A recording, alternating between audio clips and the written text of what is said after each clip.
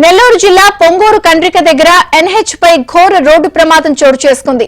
నెల్లూరు నుంచి బద్వేల్ వైపు వెళ్తున్న డీజిల్ ట్యాంకర్ కండ్రిక సమీపంలో బోల్తా పడింది.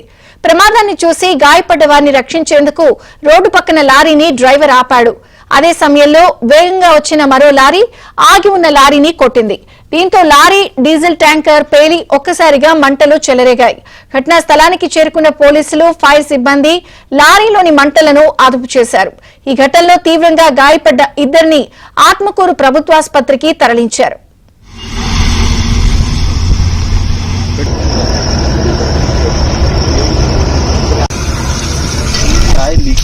ఇది దీనికంటూ